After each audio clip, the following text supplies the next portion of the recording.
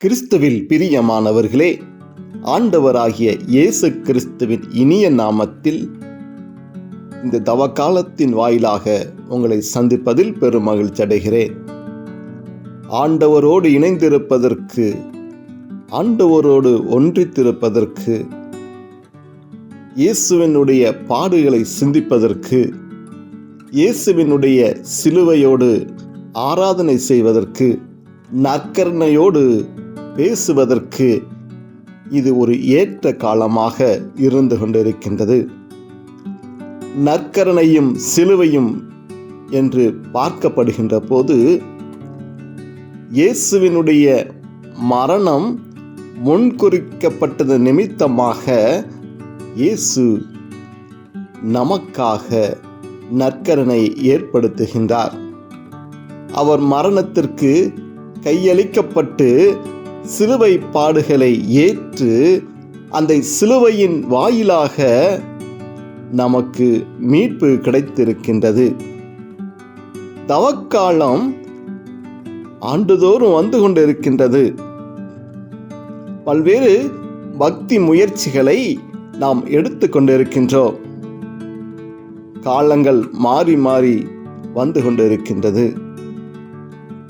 ஆனால் இந்த 45 நாட்கள் நாம் எவ்வாறு ஆண்டவரோடு இணைந்திருக்கின்றோம்?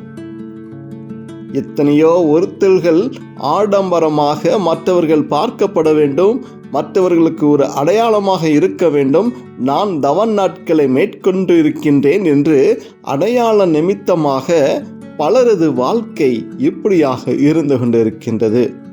இந்த நற்கருணை இல்லை என்றால் நீங்களும் நானும் என்றோ காணாமல் போயிருப்போம். இயேசுவினுடைய சிலுவை பாடுகள் நம்மை ஒவ்வொரு நாளும் இந்த கல்வாரி பள்ளியின் வாயிலாக நற்கருணை நம்மை திடப்படுத்தி கொண்டிருக்கின்றது, ஆசீர்வதித்து கொண்டிருக்கின்றது. இன்று நாம் எந்த சிந்தனைக்காக கடந்து வந்து கொண்டிருக்கின்றோம் என்று பார்த்தோமானால், ஆண்டவர் என்னோடு இருக்கின்றாரா, நான் அவரோடு இருக்கின்றேனா என்ற சிந்தனையோடு இன்றைய நற்கருணை ஆராதனைக்கு நாம் கடந்து வருவோம். ஒரு மனிதனிடத்தில் ஜெபம் இல்லை என்றால் அந்த இடங்களில் ஆண்டவர் இருப்பாரா?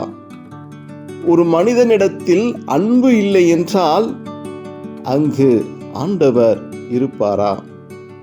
எந்த மனிதனிடம் உண்மை இல்லையோ, பொய் இருக்கின்றதோ, மற்றவர்களை புண்படுத்தி பேசுகின்ற மனநிலை இருக்கின்றதோ அந்த இடங்களில் ஆண்டவர் இருப்பாரா? இப்படி பல்வேறு தவறுகள் நிமித்தமாக நம் ஆண்டவரை தேட முடியுமா என்று சிந்தனைக்கு அழைக்கப்படுகின்றோம். வருடத்தில் ஒரு காலம், அந்த காலத்தில் ஆண்டவரை தேடினால் மட்டும் போதும், தவக்காலம் நிறைவடைந்து விடுமா?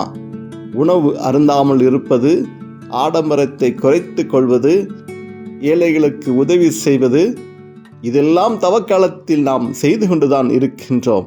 ஆனால் அந்த இடத்தில் நாம் இயேசுவை தேடுகின்றோமா? அதன் வாயிலாக இயேசுவோடு நாம் இணைந்திருக்கின்றோமா? அதன் வாயிலாக நாம் அன்பை பறைசாற்றி கொண்டு இருக்கின்றோமா? எந்த விதத்தில் நமது தவக்காலம் அமைந்திருக்கின்றது? இந்த தவக்காலம் என்னுடைய வாழ்க்கையில் என்ன மாற்றத்தை கொடுத்து கொண்டிருக்கின்றது? இந்த தவக்காலம் நானும் உலகத்திற்கு என்னவாக திகழ்ந்து கொண்டிருக்கின்றேன்? இந்த தவக்காலம் எனக்கும் மற்ற உறவுகளுக்கும் என்ன தொடர்பை ஏற்படுத்தி கொண்டிருக்கின்றது என்றெல்லாம் சிந்திக்காமல் தவ நாட்களை மட்டும் அனுசரித்து பழைய வாழ்க்கையே வாழ்ந்து கொண்டிருந்தோம் என்றால் இந்த தவக்காலம் நமக்கு வெறுமையாகத்தான் இருந்து கொண்டிருக்கும்.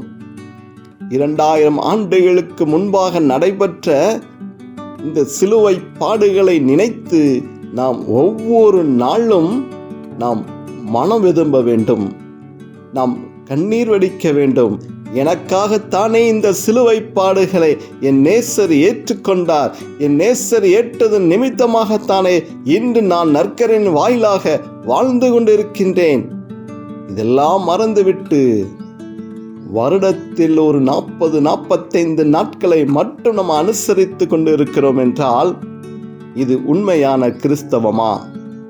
இந்த நிலை எதுக்கு கொடுக்கப்பட்டு இருக்கின்றது என்று நீங்கள் பார்த்தீர்களானால், நம்மை படைத்து உருவாக்கி நமக்காக இரத்தம் சிந்தி தூயாவியின் வடிவில் நற்கருணை வடிவில் நம்மளோடு வாழ்ந்து கொண்டிருக்கின்ற இயேசுவோடு நாமும் இந்த குறைந்த நாட்களாவது நாம் செய்த தவறுகள் பாவங்களுக்காக பரிகாரம் செய்யும்படியாக இந்த குறிப்பிட்ட காலத்தை நாம் நம்மை தயாரிக்க விதமாக சுய பரிசோதனை செய்து, நான் எந்த இடத்தில் தவறு செய்திருக்கின்றேன், எந்த இடங்களில் மற்றவர்களை புண்படுத்தியிருக்கின்றேன், எந்த இடங்களில் நான் மற்றவர்களை குறை கூடி பாவ வாழ்க்கையில் நான் வாழ்ந்து கொண்டிருந்தேன், இதெல்லாம் நான் ஆண்டவரிடம் மன்னிப்பு கேட்டு நானும் ஒரு நல்ல கிறிஸ்தவனாக வாழ்வதற்கு ஒரு காலத்தை ஆண்டவர் நமக்காக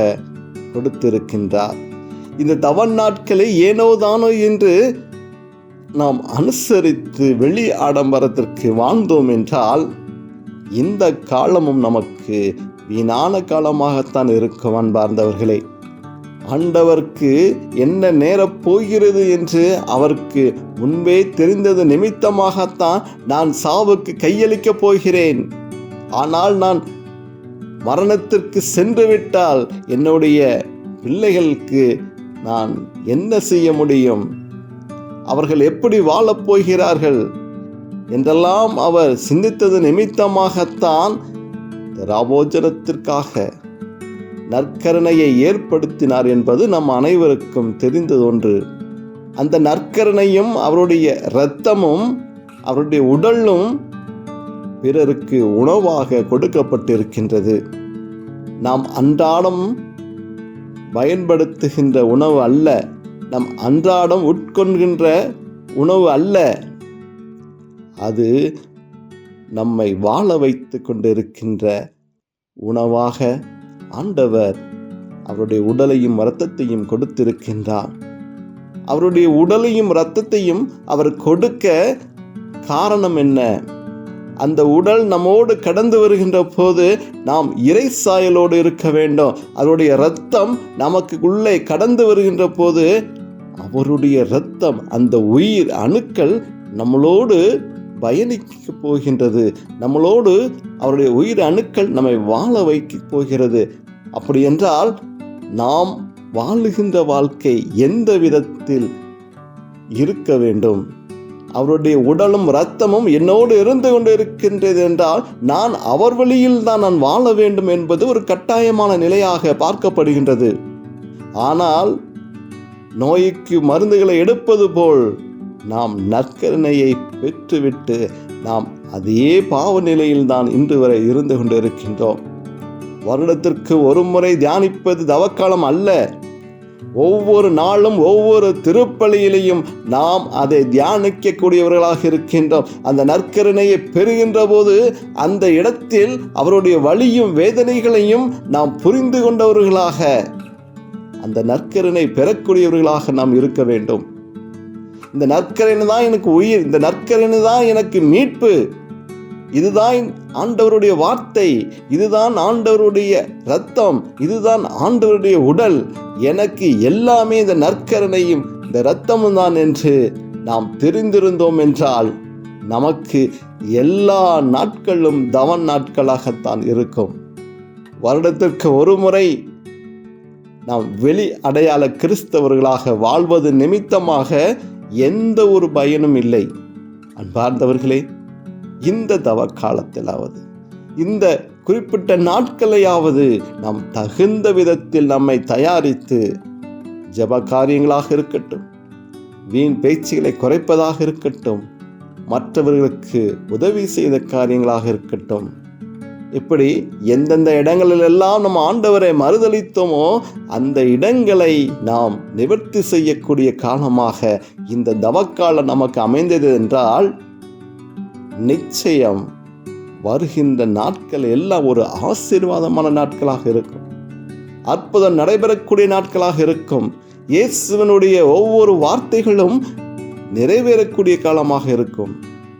சீராக் 13வது அதிகாரம் 14வது இறைவார்த்தை, உன் வாழ்நாள் முழுவதும் ஆண்டவர் மீது அன்பு செலுத்து, உன் மீட்புக்காக அவரை மன்றாடு. இந்த வார்த்தையை ஆழமான விதத்திலே நாம் வாசிக்கப்படுகின்ற போது பல்வேறு உணர்வுகள் நம்மை தட்டி எழுப்பிக் கொண்டிருக்கின்றது. அன்பார்ந்தவர்களே, என் வாழ்நாள் முழுவதும், உன் வாழ்நாள் முழுவதும் ஆண்டவர் மீது அன்பு செலுத்து, உன் மீட்புக்காக அவரை மன்றாடு. நாம் இன்று மீட்பு அடைய வேண்டும் என்றால் நாம் ஆண்டவரோடு தியானிக்க வேண்டும், ஆண்டவரோடு பயணிக்க வேண்டும், ஆண்டவருடைய வார்த்தைகளை பின்பற்ற வேண்டும். ஒவ்வொரு நாளும் நம் ஆண்டவரை தேடுகின்றவர்களாக, ஆண்டவரை ஆராதிக்கக்கூடியவர்களாக நாம் இருந்தோம் என்றால் நிச்சயமாக ஆண்டவருடைய கரம் நம்மை தினந்தோறும் நம்மளை பாதுகாத்து வழிநடத்தக்கூடியதாக இருந்து கொண்டிருக்கிறது. ஒரு நாள் கூட நம்ம ஆண்டவரை விட்டு பிரியாமல், இயேசுவினுடைய உடலும் இரத்தத்தையும் விட்டு பிரியாமல் நம் வாழ்நாள் முழுவதும் நம் ஆண்டவரை அன்பு செய்கின்ற போது, நாம் மீட்புக்காக மன்றாடுகின்ற போது ஆண்டவர் நிச்சயமாக நமது வாழ்க்கையை ஆசீர்வதித்து நம்முடைய பாவ பலவீனங்களை மன்னித்து நம்மையும் பரலோக வாழ்வுக்கு அவர் நம்மை அழைத்து செல்லக்கூடியவராக இருந்து கொண்டிருக்கின்றார். தவக்காலம் வருகின்றது, தவக்காலம் வருகின்றது என்றெல்லாம் ஏதோ ஒரு திருவிழா வருவது போன்று நாம் காத்து கொண்டிருக்கின்றோம். அநேக பேர் இந்த தவக்காலத்திற்கு பல பட்டியலிட்டு வைத்திருக்கின்றார்கள். என் தவ நாட்கள் இப்படியாக இருக்கும், இந்த காரியங்கள் எல்லாம் நான் செய்ய போகின்றேன், இந்த காரியங்கள் எல்லாம் நான் செய்ய போகின்றேன், இந்த இடங்களுக்கெல்லாம் நான் திருப்பயணம் செல்கின்றேன், இந்த இடங்களுக்கு சென்று ஏழை எளியவர்களை சந்திக்கின்றேன், இந்த இடங்களுக்கெல்லாம் என்னால் முடிந்த உதவிகளை செய்கின்றேன் என்றெல்லாம் பல பட்டியலிட்டு அதை வாட்ஸ்அப் வழியாக மற்றவர்களுக்கு பகிர்ந்து கொண்டு என் தவ நாட்கள் இப்படியாக இருக்கின்றது என்றெல்லாம் பல விளம்பர நபர்களை நாம் பார்க்க நேரிடுகின்றது. இதன் நிமித்தமாக அவர் இருக்கின்ற தவ நாட்களில் என்ன பயன் இருக்கின்றது? இது உலக அடையாள நிமித்தமாக மற்ற நபர்களுக்கோ, பிரிந்த சகோதரர்களுக்கோ, பிற மதத்தவர்களுக்கு இது ஒரு வெளி அடையாளமாக அவர் தன்னைத்தானே வெளிப்படுத்தி கொண்டிருக்கின்றார். இது மற்றவர்களுக்கு ஒரு மனமாற்றத்தை கொடுக்குமா என்றால், இது இயேசுவின் முன்பாக என்னுடைய பாவ பலவீனங்களுக்கு உதவி செய்யுமா என்றால் அது கேள்விக்குறியாகத்தான் இருக்கு. அன்பார்ந்தவர்களே, நாம் தியானிப்பது, உதவி செய்வது, என்னென்ன ஒருத்தல்கள் இருப்பது எல்லாம் நான் ஆண்டவரோடு இணைந்திருப்பதற்கு, என்னுடைய மனம் மாற்றத்திற்கு, என்னால் மற்றவர்கள் அடைந்த துன்பத்திற்கு, நான் கொடுத்த வேதனைக்கு, நான் இயேசுவை பிரிந்த நாட்களில் செய்த தவறுக்கு, இது நான் சுய பரிசோதனை செய்து தவக்காலம், மனம் மாற்றத்தின் காலம், நான் இங்கெல்லாம் இயேசுவை மறுதலித்தேனோ அதை நிவர்த்தி செய்யக்கூடிய காலமாகத்தான் நாம் பார்க்க வேண்டுமே தவிர இது வெளி அடையாளம் அற்ற ஒரு காரியம். இந்த தவக்காலம் ஒரு மனமகிழ்ச்சியான காலமாக கூடி பார்க்கப்படுகின்றது. அநேகர் கிறிஸ்தவை அறியாதவர்கள் சொல்லுவார்கள் குட் ஃப்ரைடே, அதற்கெல்லாம் கூப்பிட்டு வாழ்த்துக்கள் சொல்லுவார்கள். அவர்களுக்கு அந்த குட் ஃப்ரைடே என்றால் ஏதோ ஒரு திருவிழா போன்று அவர்கள் நினைத்து கொண்டு வாழ்த்துக்களை பகிர்ந்து கொள்கிறார்கள். இது இந்த காலத்தில் நடந்து கொண்டு இருக்கின்றது. ஆனால் தவக்காலம் பலரது வாழ்க்கையில் மகிழ்ச்சியாக இருக்கின்றது. ஏனென்றால் நான் ஆண்டவரை மறுதலித்திருந்தேன், இந்த கொஞ்ச காலமாவது நான் ஆண்டவரோடு நெருங்குவதற்கு, நான் ஆண்டவரோடு பேசுவதற்கு, ஆண்டவருடைய வார்த்தைகளை வாசிப்பதற்கு நான் ஒருத்தல் இருந்து ஆண்டவரை தேடிக்கொண்டு இருக்கின்றேன். எனக்கு இது மகிழ்ச்சியான காலமாக இருக்கின்றது என்றெல்லாம் சொல்லி பலரது நம்பிக்கை இருந்து கொண்டு இருக்கின்றது. இது ஒரு உண்மையான காரியமாக நாம் பார்க்கப்படுகின்றோம். ஏனென்றால் நாம் ஆண்டவரோடு இருப்பது அதுவும் மகிழ்ச்சியான காரியங்கள் தான். ஏனென்றால் இந்த தவ நாட்களாவது என் மகன் என்னோடு வருகின்றானே என்று ஆண்டவர் நம்மை தேடிக்கொண்டு இருக்கின்றார். அன்பார்ந்தவர்களே, இதோ இந்த சிலுவை பாடுகள், இதோ இந்த நற்கருணை நம்மை எவ்வாறு வழிநடத்தி கொண்டு இருக்கின்றது. ஒரு பக்கம் பாடுகள், ஒரு பக்கம் மகிழ்ச்சி, ஒரு பக்கம் இயேசுவினுடைய இரத்தம் சிந்திக் கொண்டு இருக்கின்றது, ஒரு பக்கம் இயேசுவினுடைய உடல் நமக்கு உணவாக கொடுக்கப்பட்டு இருக்கின்றது. நானும் நீங்களும் மீட்பு அடைய வேண்டும் என்பதற்காக ஆண்டவர் இயேசு நமக்காக கையளிக்கப்பட்டிருக்கின்றார். உங்களையும் என்னையும் நெறிப்படுத்துவதற்காக, உங்களையும் என்னையும் மீட்டெடுப்பதற்காக அவரையே அவர் கையளித்துக் கொண்டிருக்கின்றார் என்ற ஆழமான சிந்தனையோடு இந்த நற்கருணையோடு நாம் ஜெபிப்போமா? அன்பின் பரலோக பிதாவே, இந்த நாளை கொடுத்ததற்காக நன்றி செலுத்துகிறேன் ஆண்டவரே. அப்பா, இந்த தவ நாட்களின் வழியாக ஆண்டவரே நாங்கள் உம்மை தேடிக்கொண்டு இருக்கின்றோம், உம்மை ஆராதித்து கொண்டு இருக்கின்றோம், உம்மை மகிமைப்படுத்தி கொண்டு இருக்கின்றோம் ஆண்டவரே. என்னால் ஒரு 45 நிமிடங்கள் சிலுவை பாதைகளை, சிலுவை பாடுகளை என்னால் தியானிக்க முடியாத நிலையில் நான் இருந்து கொண்டு இருக்கின்றேன். வாரங்கள் தோறும் வெள்ளிக்கிழமைகளில் நாங்கள் சிலுவை பாதைகளை தியானித்துக் கொண்டு இருக்கின்றோம். எப்படா இந்த சிலுவை பாதை முடியும் என்றெல்லாம் அந்த 1 மணி நேரம் கூடி எங்களால் கொடுக்க முடியாத நிலை இருந்து கொண்டு இருக்கின்றது. ஆனால் நாங்கள் வாழ்வதற்காக நீங்க உங்களையே கையெழுத்திக் கொண்டு இருந்திருக்கிறீர்கள். நாங்கள் வாழ்வதற்காக நீங்கள் நம்முடைய உயிரவே கையெழுத்து கொடுத்திருக்கின்றீர்கள். நாங்கள் வாழ்வதற்காக உமது உயிரையே நீங்கள் கொடுத்திருக்கின்றீர்கள். நீங்கள் அடைந்த அந்த சிலுவை பாடுகள், சிலுவை பாதைகள் எவ்வளவு கரடு முரடான, அதை என்னால் சிந்தித்து கூடி பார்க்க முடியவில்லை அப்பா. நான் எந்த அளவுக்கு தவறு செய்துள்ளேன் என்பதை நான் நினைத்து பார்க்கின்றேன். அப்பா, என்னோடு இருக்கின்ற எல்லா பலவீனங்களும் ஆண்டவரே இன்று மாற வேண்டும். நான் ஒப்புக் கொடுக்கின்றேன், என்னையே ஒப்புக் கொடுக்கின்றேன், என்னையே முழுமையாக ஒப்புக் கொடுக்கின்றேன். என்னுடைய பாவ பலவீனங்கள் நான் நினைத்து பார்க்கப்படுகின்ற போது என் இருதயத்தை உள்ளாக குத்தி கொண்டிருக்கின்றது. நான் கடந்த நாட்களில் வாழ்ந்த வாழ்க்கை திரும்பி பார்க்கப்படுகின்ற போது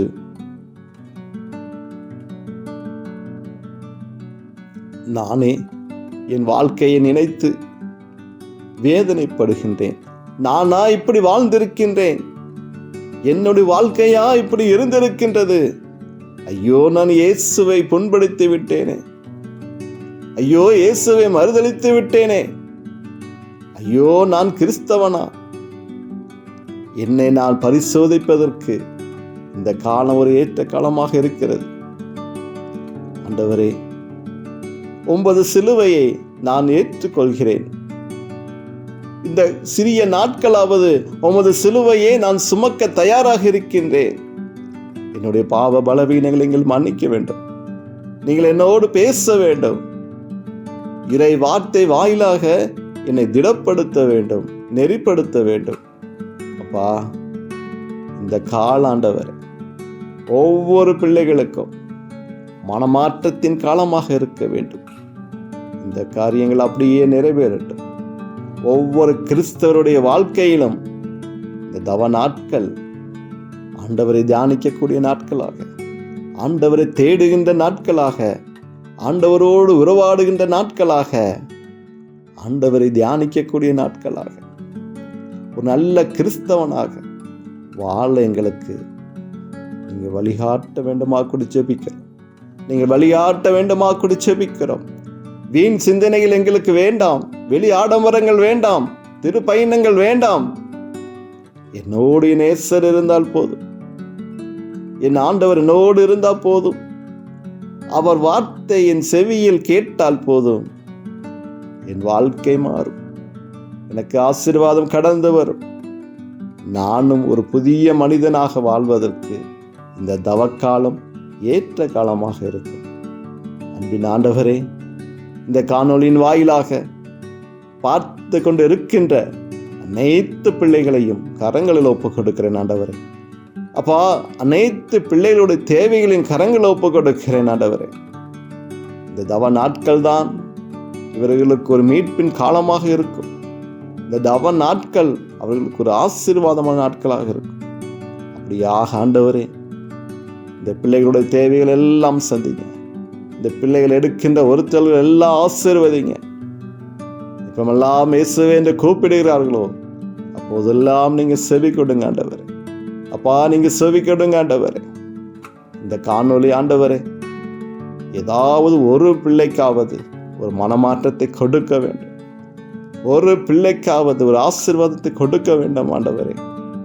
அப்படியாக வலியோடு வேதனையோடும் தாகத்தோடு இருக்கிற பிள்ளைகளுக்கு இந்த காணொளி ஒரு ஆசீர்வாதமான காணொளியாக அமைய ஆண்டவரே உம்மை மன்றாடுகிறோம். இயேசுவே உம்மை மன்றாடுகிறோம். ஆண்டவர் தாம் இம்மட்டுமாக எங்களோடு இருந்ததற்காக நன்றி. எங்கள் ஜெபங்களை கேட்டதுக்காக நன்றி ஆண்டவரே. இந்த ஜெபத்தின் வாயிலாக ஒவ்வொருடைய பிள்ளைகளுடைய சிந்தனைகளை நீங்கள் ஆளுகை செய்ததற்காக நன்றி செலுத்துகிறோம். தொடர்ந்து உமது பிரசனம் எங்களோடும் எங்கள் குடும்பங்களோடும் இருக்க வேண்டுமாய் இயேசுவின் நாமத்தில் ஜெபிக்கின்றேன் நல்ல பிதாவே. ஆமேன்.